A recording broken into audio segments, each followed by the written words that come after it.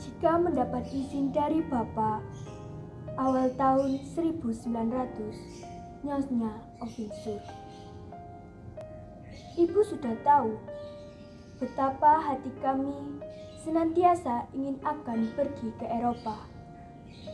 Tadinya sudah kami padakan akan belajar di sini saja, karena Eropa tiada akan tercapai oleh kami. Tahun yang lalu, sedianya kami sudah berbesar hati benar akan pergi ke Betawi. Sungguh pun, ketika itu angan-angan kami masih melayang-layang ke Eropa jua. Kami hendak memohonkan kepada pemerintah Hindia mengirimkan kami ke negeri Eropa dengan belanja negeri. Rukmini akan belajar menggambar dan melukis patung, supaya di kemudian hari dapat memberikan tenaga untuk menghidupkan lagi seni Hindia ini.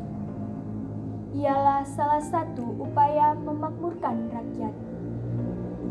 Adikku yang seorang lagi akan belajar di sekolah rumah tangga, supaya kemudian dapat mengajarkan kepada gadis-gadis yang bakal jadi ibu apa faedah berhemat, suatu kepandaian yang perlu benar dipelajari oleh rakyat Jawa yang tak tahu akan sakit hidup dan gila kebagusan yang berlebih-lebihan.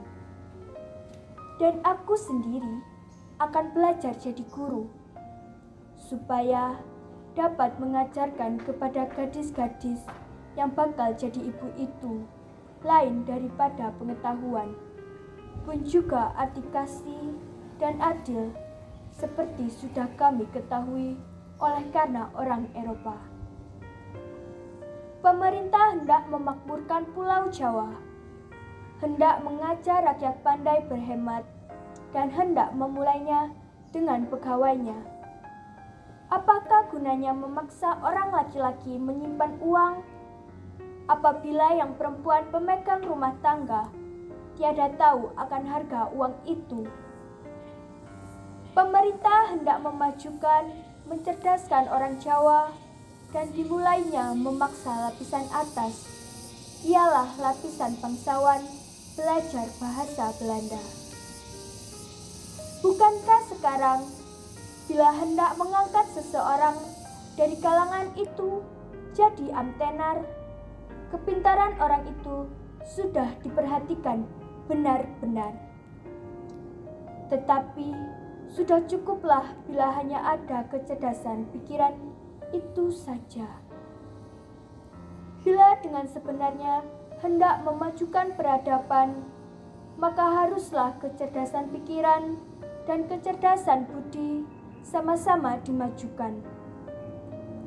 Dan siapakah yang lebih banyak dapat berusaha memajukan kecerdasan budi itu? Siapakah yang lebih banyak dapat membantu mempertinggi derajat budi manusia? Ialah perempuan ibu. Karena pada hari baan, si ibu itulah manusia itu mendapat didikannya yang mula-mulanya sekali. Oleh karena di sanalah pangkal anak itu belajar merasa, berpikir, berkata. Dan didikan yang pertama-tama sekali pastilah amat berpengaruh bagi penghidupan seseorang. Alangkah banyaknya tenaga yang sekiranya boleh berguna dan membawa rahmat bagi tanah dan bangsa, tinggal tiada terpakai.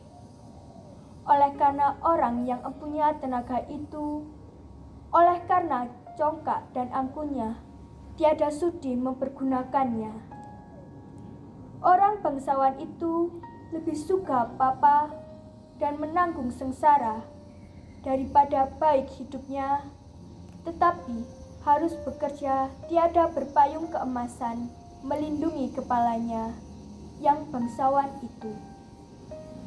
Segala barang yang tiada dilindungi oleh barang yang sangat diinginkannya itu yang tidak ditudungi payung keemasan, hinalah bagi orang bangsawan itu.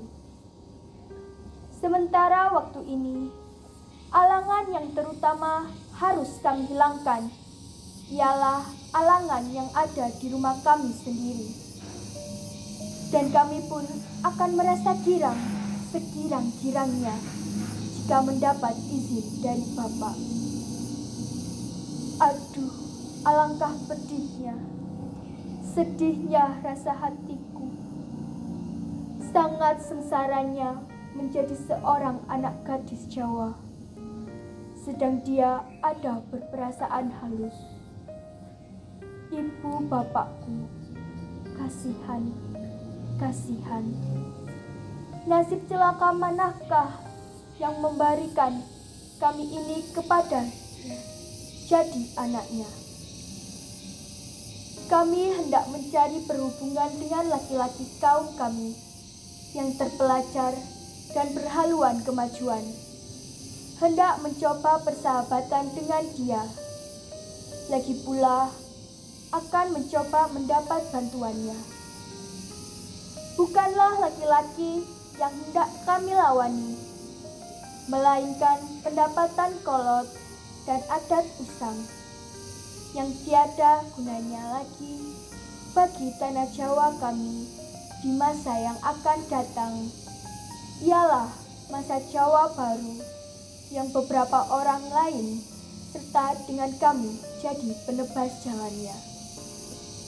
Dari dahulu-dahulu di kalangan Manajua pun, perintis jalan kemajuan itu menanggung sengsara. Hal itu kami ketahui.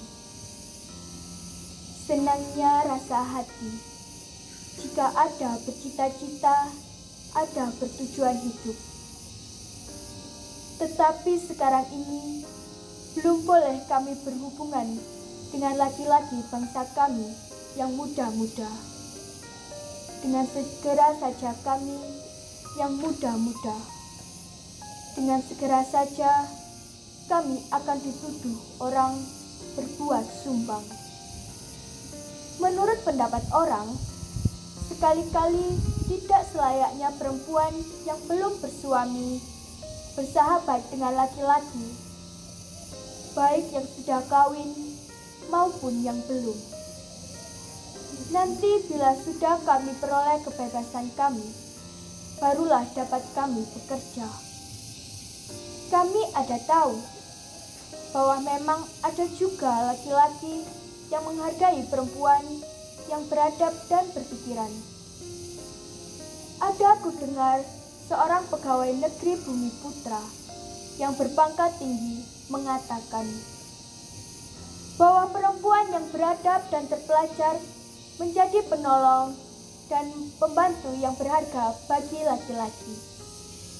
Disadur dari buku Habis Gelap Terbitlah Terang, karya Armin Pani.